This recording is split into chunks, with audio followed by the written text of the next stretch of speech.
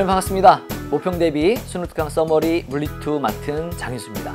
자, 이제 우리 모의평가를 앞두고 여러 학생들이 많이 긴장하고 있죠. 6월 모평도 그렇고 9월 모평도 그렇고 정말 수능을 위한 전초전이죠. 그리고 6월 모평이나 9월 모평 같은 경우에는 평가원에서 직접 출제하신 문제이기 때문에 아마도 여러분들이 수능 전에 보는 정말 예비 수능이다라고 생각하면서 부담을 많이 갖고 있을 것 같습니다. 수능특강 강좌는 50강이고요. 또 교재에도 굉장히 많은 문제들이 있어서 지금 우리가 딱 10개로 추릴 수 있는 서머리 강좌가 있다면 여러분이 아마 6월 모평이나 9월 모평을 준비하는데 크게 도움이 되지 않을까라고 해서 만든 강좌입니다. 따라서 지금 10강의 강좌를 공부하기 앞서서 선생님과 함께 간단하게 어떻게 강좌가 이루어져 있는지 또 어떤 공부를 해야 하는지 또 우리가 수능에서 물리2를 잘 보기 위해서는 어떤 노력을 해야 하는지 간단하게 살펴보고 가도록 하겠습니다. 먼저 우리 기출문제의 단원들 함께 살펴보도록 할게요. 6월 모평과 9월 모평은 물리2 출제 범위가 다릅니다.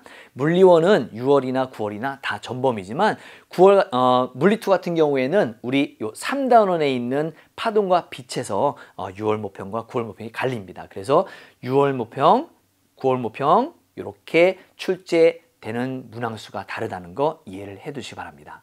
여러분 지금 무엇을 위해서 공부하고 있습니까? 6월입니까? 9월입니까? 만약에 여러분이 6월 모평이 지금 목적이다 라고 한다면 출제 범위가 다르니까요. 그 부분을 좀 염두에 두시고 강좌에 임하셨으면 좋겠습니다. 자, 한번 본격적으로 우리 오리엔테이션 시작을 해보도록 하겠습니다.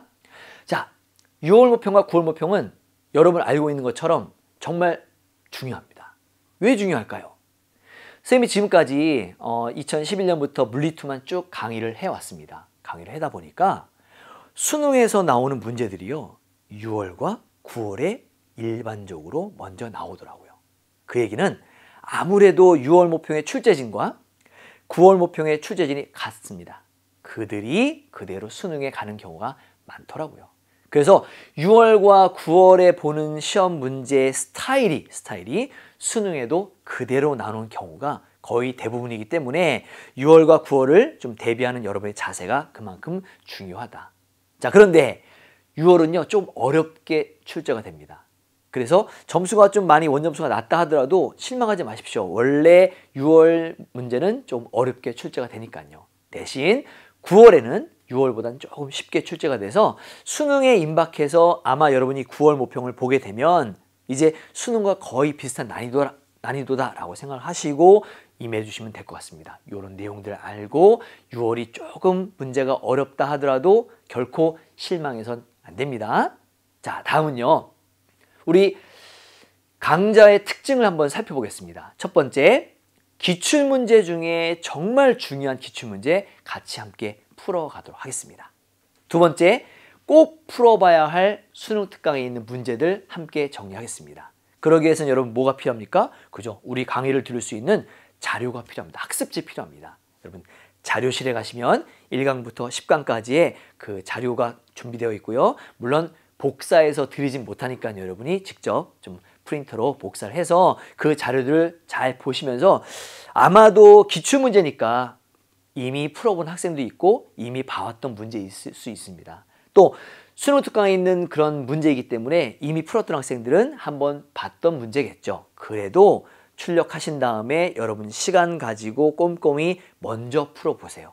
먼저 풀어보고 선생님과 함께 그 내용들을 정리를 해 나가면 정말 우리가 모의평가를 위해서 또는 수능을 위해서 이런 개념들, 이런 내용들은 꼭 알고 있어야겠구나.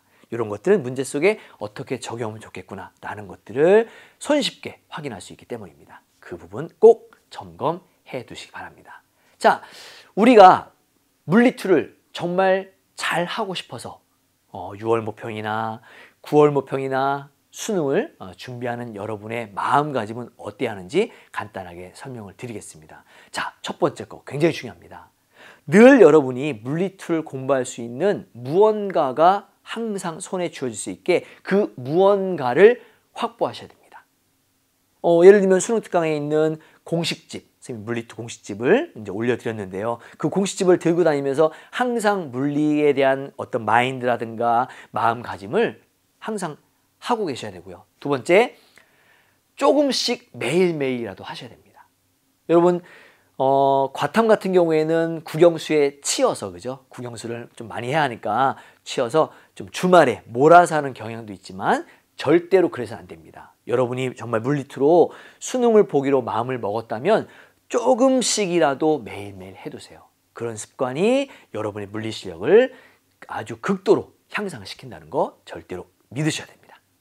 또 마지막, 수능 2주 전에 딱 됐습니다. 11월이 됐습니다. 나 물리투 뭐 하지? 수능 특강 봐야 되나? 이렇게 하지 마시고요. 수능 2주 전에 무엇을 풀 것인가, 무엇을 공부할 것인가 지금부터 미리미리 확보를 해두시기 바랍니다. 그래서 내가 다시 풀 문제 표시를 별 달아둔다거나 아니면 뭐 여러분만의 표시를 해둬서 반드시 2주 전에 요것들은 꼭 공부를 해야겠구나 라는 것들을 확보해둬야 합니다. 이건 거스를 수 없는 거죠. 지금 해두지 않으면 나중에 또 못합니다. 그래서 이와 같은 내용들을 잘 좀 정리를 해두시면 좋을 것 같습니다.